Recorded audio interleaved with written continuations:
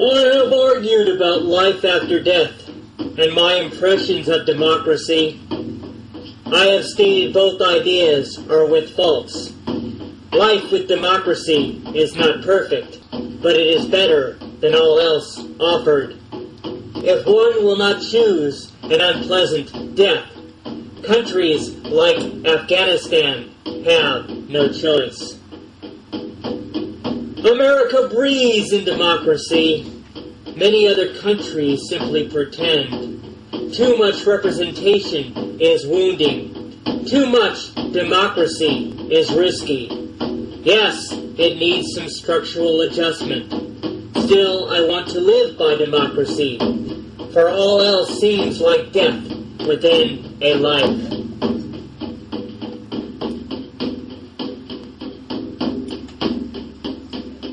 I wonder if we have wounded standards, turning democracy into parties used by Democrats and Republicans until fruitless and drained of its meaning, turning into dodgy institutions where free market maximizes profits. I wonder how to reverse this process. I wonder if there is long-term vision underneath immediate short-term gain, nurturing materialistic dreams in defense for the individual, whose rights are gluttony and greediness, echoing its recklessness and madness when the light entering the eye is dark. Through arrogance I could be insincere, making believe I have resolutions for written or spoken inquiries about the applications of justice or the economic stability once sculpted by dead American hands where the history lays dehumanized.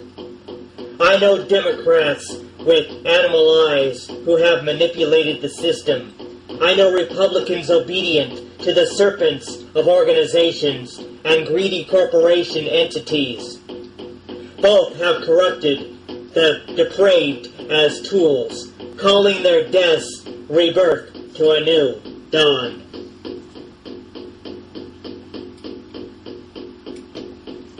I have walked where despair grows with my scorn, while watching other countries grow weaker, by sabotaging the weaker nations, then stealing the wealth of the Arab world to preserve a lopsided status quo in poverty, death of other countries, claiming life after death would be better. I have seen the government like puppets, keeping the facade of democracy, energetic while practicing torture, as dominant nations affect the weak. I see strings attached when recommitting to the democracy of forefathers or to reform today's democracy.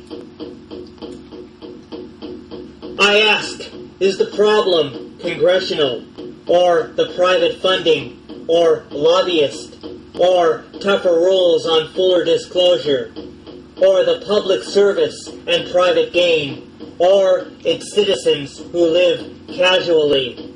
I know we must reform democracy, or America will survive in death.